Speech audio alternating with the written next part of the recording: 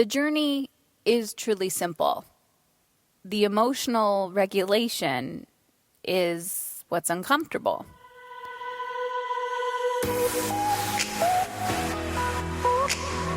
All right, ladies, I'm excited to share today's interview with you with Wendy Ng. And I wanted to share this interview with you, and I wanted to share Wendy with you because of what she represents, what she stands for, and also a gentle reminder to all of us that this is not about doing more. This is not about being more. This is not about putting more on our to-do list. This is about realigning our to-do list with how we want to feel, and more importantly, who we were before the world told us who we need to be. And if you're a mother, if you're a wife, if you're a business owner, if you are a working woman, if you are a stay-at-home mom, a human being in modern society, and maybe you're raising children or maybe you have a business or whatever that is, we can get so stuck in the everyday, mundane to-do list that we forget that we, every single day, are taking actions that are most likely out of alignment with how we want to feel. And if you think back to who you were when you were a child, what did that look like? And for some of us, we remember very well the joy and freedom. And for some of us, if you had a traumatic childhood, it is hard for you to think about joy and freedom and safety and what that looked like for you. So either way, this is about a journey of discovering or rediscovering what it truly means to feel alive and what it truly means to feel like you. And I personally believe the more you become, this is the greatest parenting strategy that we have been missing, that we have been searching for.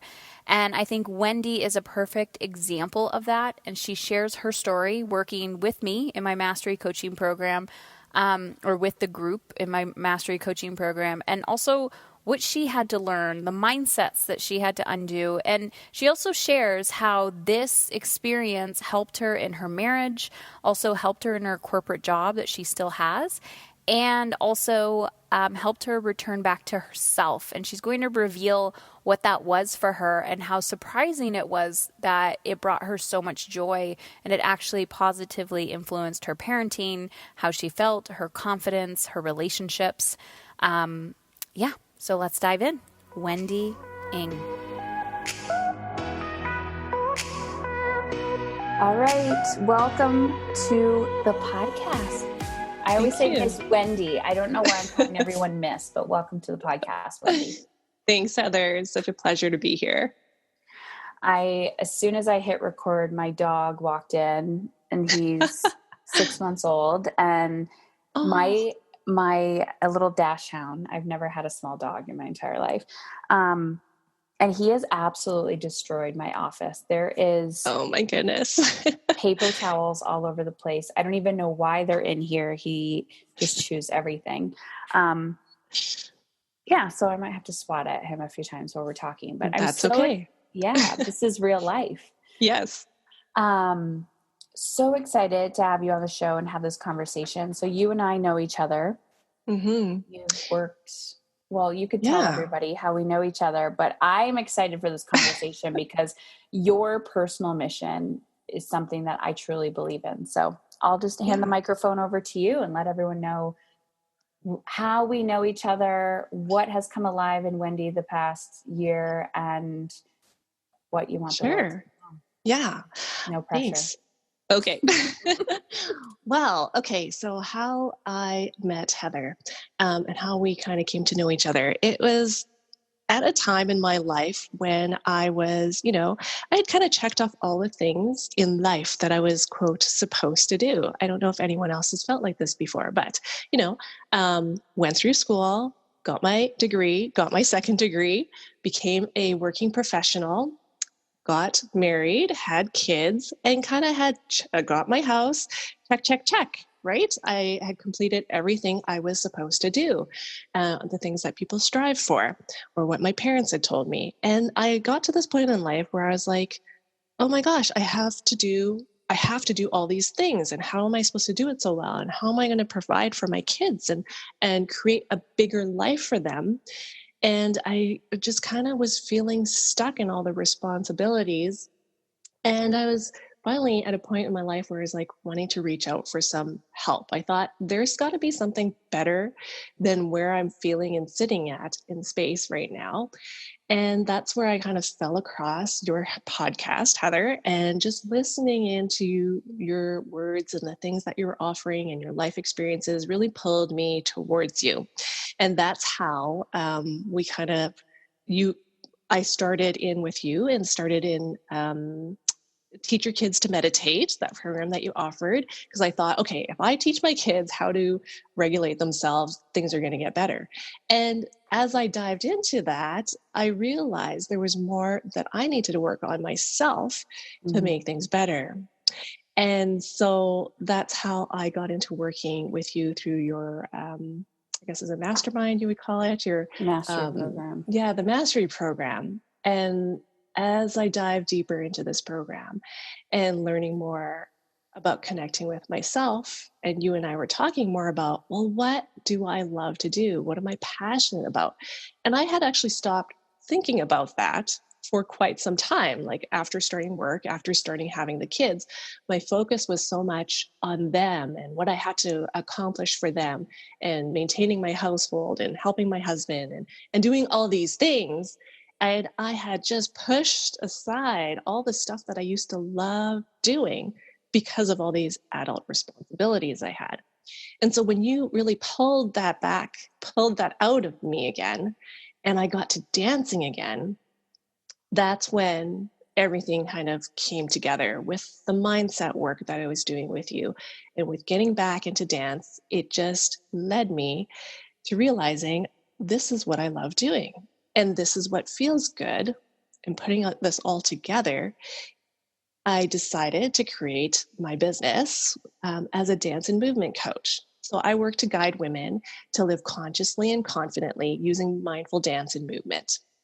And I love showing women that there's so much life within them that perhaps they've lost along the way of their adulting life because they've lost touch with themselves.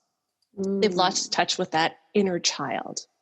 So if you have ever imagined, like, if you can think back of it, you probably had a moment where you were in your living room as a child dancing, just dancing, whatever you wanted, moving and having fun and loving doing what you were doing.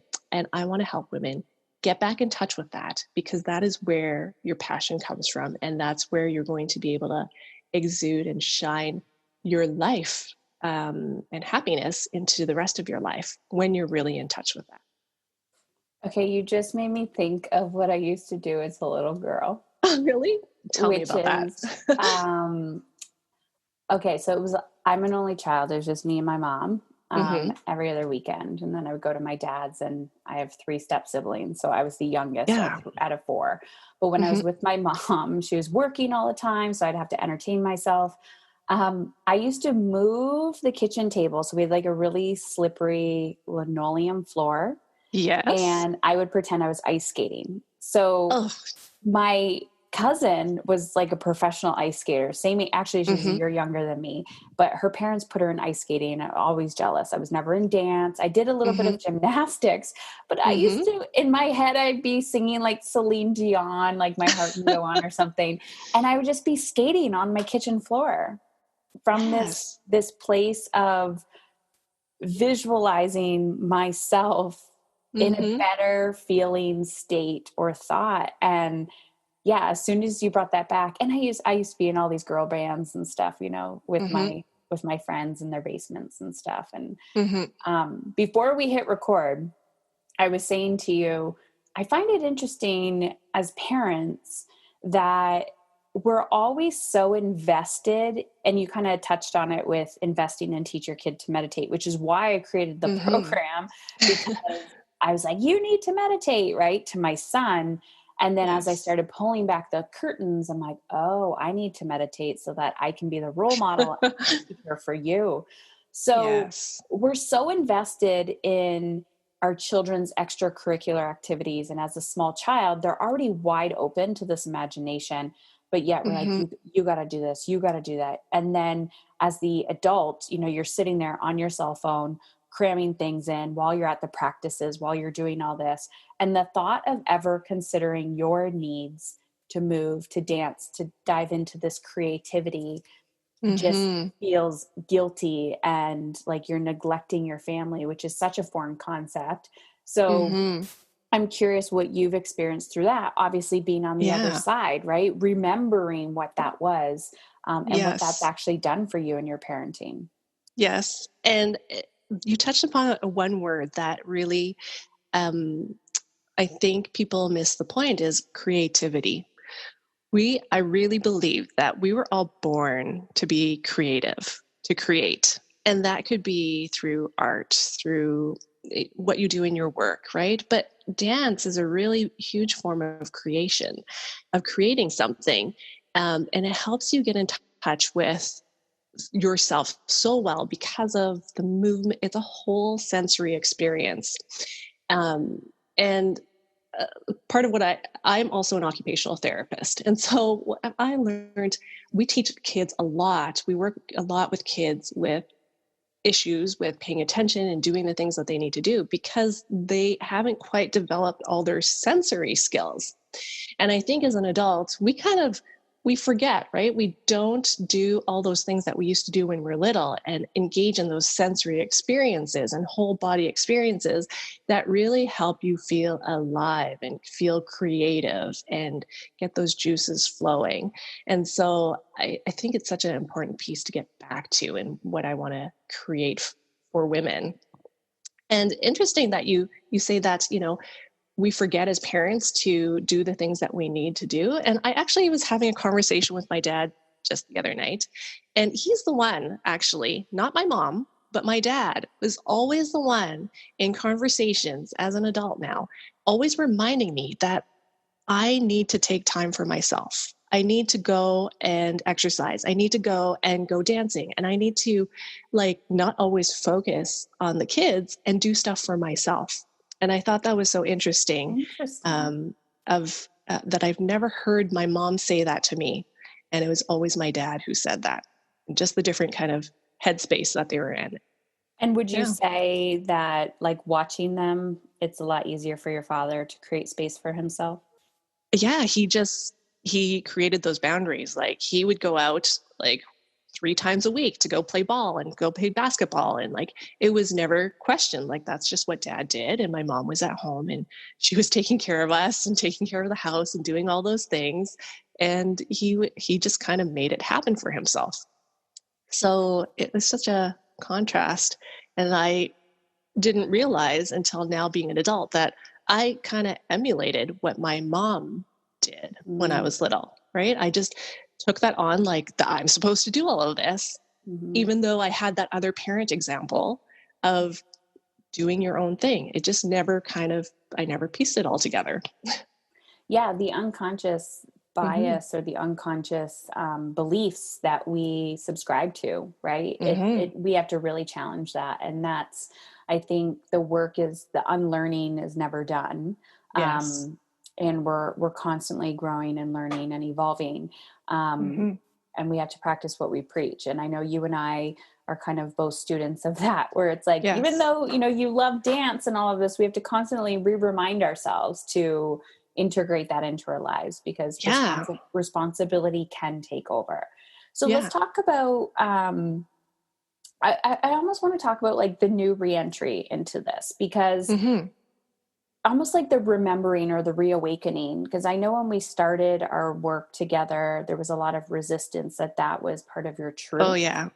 And it's so easy for someone on the outside to be like, oh my gosh, that's your thing. Go for it.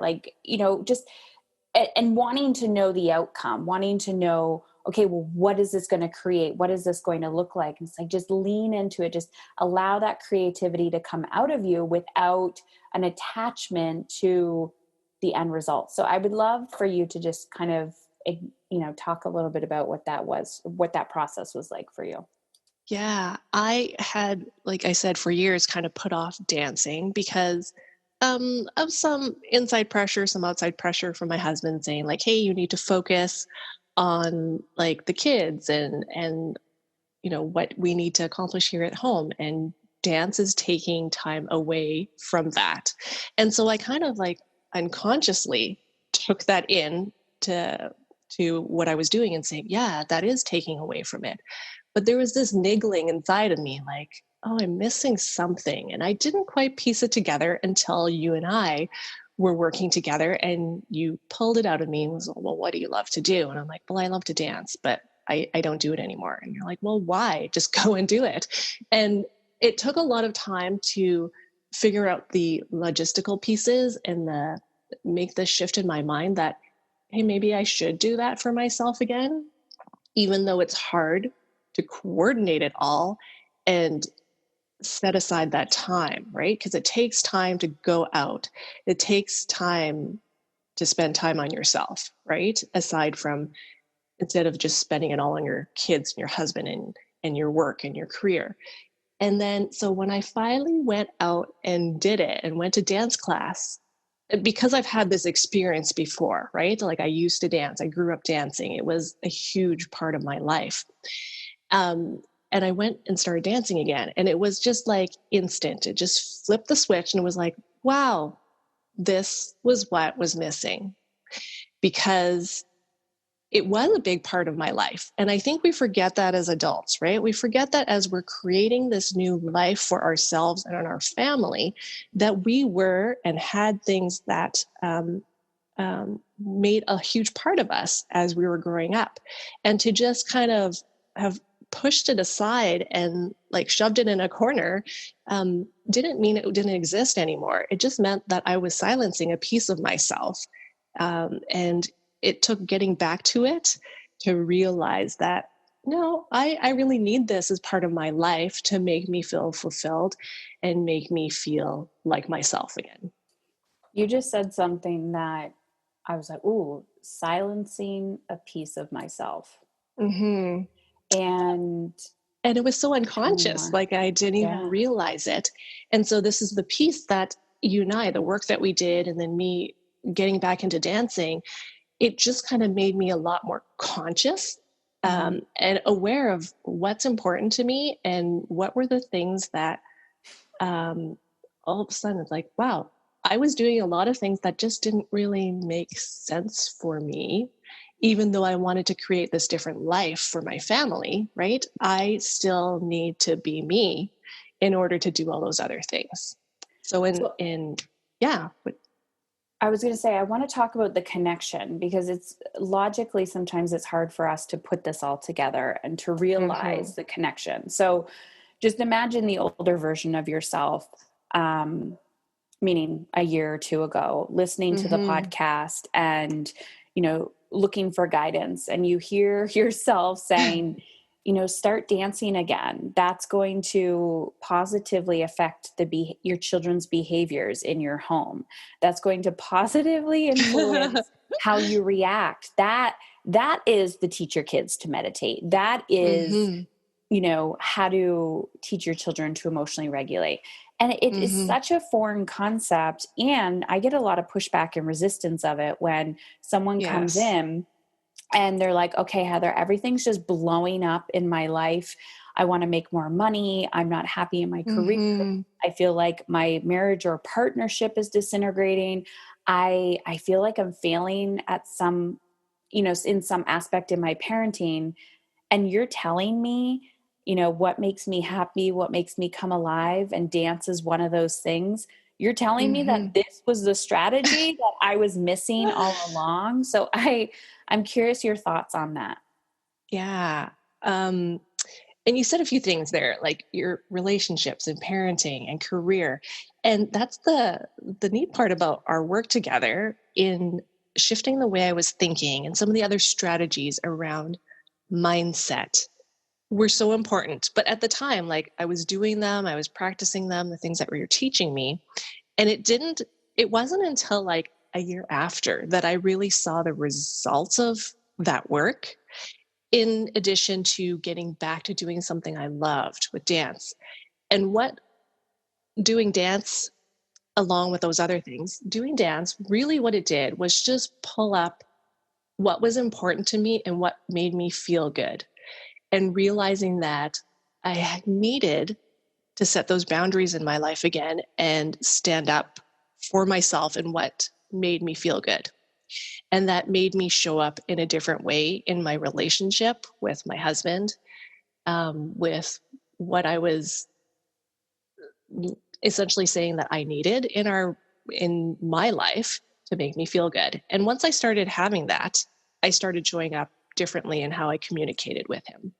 And I also started showing up differently in my career at work. I just blossomed in my career as a leader. Like, I was someone before who would be even scared to go talk to my manager.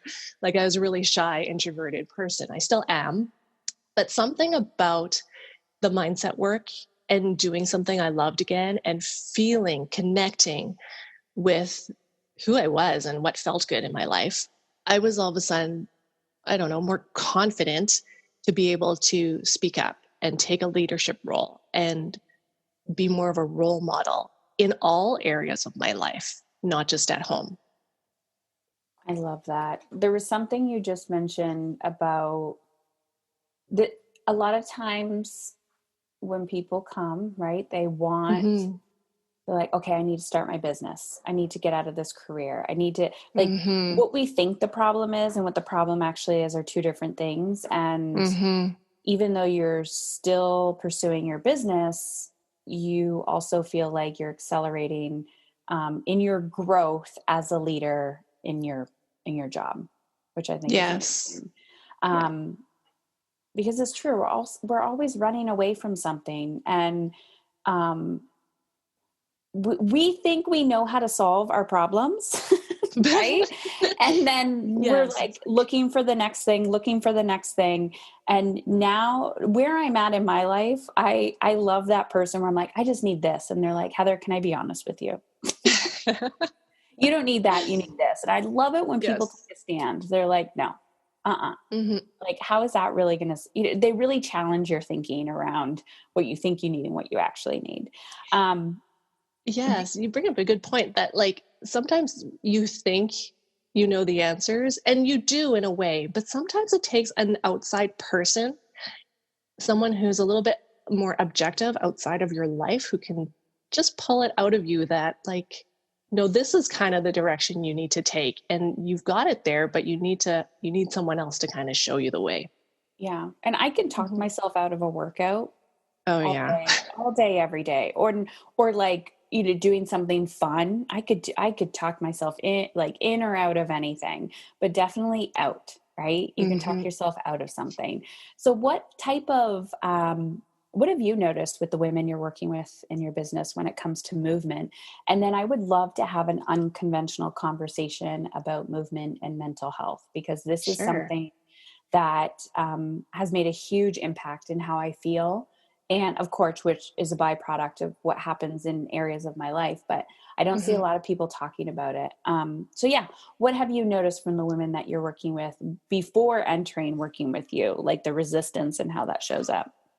Well, they come, and a lot of women think that they can't dance. But the women who do come feel like, okay, I need some movement in my life. I think dance would be fun because exercise, I just don't like going to the gym, or it's hard, or it's not my thing.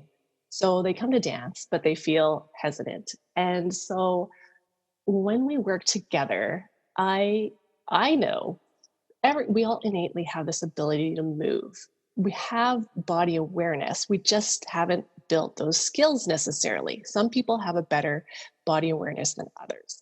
And dance is a great way to pull that out, more so than regular exercise and going to the gym. Because of the type of movement that you're doing, the type of challenges that you're putting your body through. It's not a straightforward like bicep curl. You're actually combining a whole lot of different dynamic movement together to perform a dance movement. And so what I see with women is when we break down those harder movements into smaller components, they start to build in the body awareness of like, oh, that's what that muscle does. That's how you move this part of your body. This is how you combine it together. And at the end, when we accomplish like a dance sequence, and I see them build this over time, I see the confidence come out in them, and they can feel more confident. I see it in the way they move and express themselves. And I love that. It's so amazing what simple movement and learning body awareness can do for your confidence. I love this. It's almost like, well, everyone talks about inner child work, and this can be a part of it. It's definitely reigniting who you are. I always say, or this is the realization I've come to, is that parenting, adulting, people said, what's the one skill, or how do you perceive your role as a mother, is co-creating life with my children. I really, not that I don't care if my children get straight A's, or I just want them to learn, right? Like find their way of learning and growing, and to be able to think for themselves and become who they are. How has your relationship to parenting changed with this mindset shift? Like, how do you perceive yourself now with the responsibility of raising children? It is, that's interesting. That I was thinking about this before our chat here, and how my parenting, I've become so much more of a conscious parent because of this. And it wasn't even, I wasn't even setting out to do that. But when I think back to like my son, he's 8.5 now. And so when I first started parenting my son, I just kind of took on and did everything that my parents did to me, right? That's how I disciplined. And it's completely different now. Like now that I've done this work and I see that's not the way I want to parent. I want to pull out of him who he is. That's my role. It's not to be here to control and set the rules and regulations. Yes, you need to set boundaries because I think we all do need structure in our life. But I think my role as a parent is as almost like a coach, a teacher, someone who is pulling out the best of my child, who he is, and letting him figure that out in his own time and space. Because when I fought with that, when I've tried to make him do things on my timeline, the way I want to do it, it has failed miserably. And every time I give him the space and I just observe and give him little nudges and pushes of like, hey, you could try this, and dripping the information on him, I see the result, but I see the result years later, sometimes not in the moment. And I think that's when I know I've done my job, my role as a parent. I've done it correctly when I see that learning come out. I love this. Okay. I want to talk about mental health and movement. Yes. And I'll just preface this conversation. Some know my story, but writing the book, I really dug into a lot of stories and different areas of my life. And some are socially acceptable and some are not, meaning a big thing that I used to talk about is people, like when this was before I was diagnosed with cancer, but people would say I'd be chronically fatigued, and I would hear, oh, you must be tired. You're a mother. Like, of course you're tired. Your life is busy. And it was a socially acceptable badge of honor to be chronically fatigued. And I believe that is like literally a silent killer for women. It's, even in the medical field, like if you go to the doctor and you say you're tired, they're like, of course you're tired, or here's some sleeping pills, or, let's try this or that. But it doesn't feel like it's getting to the root cause. Since my journey with movement was not always healthy, because I was coming from a place of fear, and I got to kickstart something, right? So the first thing I did, like couch to marathon, like in a week, like just not very good things to my body. But, and then entering CrossFit and feeling like that was just too intense for my body. Now finding a happy medium and a consistency of focusing my energy on moving my body and not so much of what my body's going to look like, because my body will change, but oh man, the mind.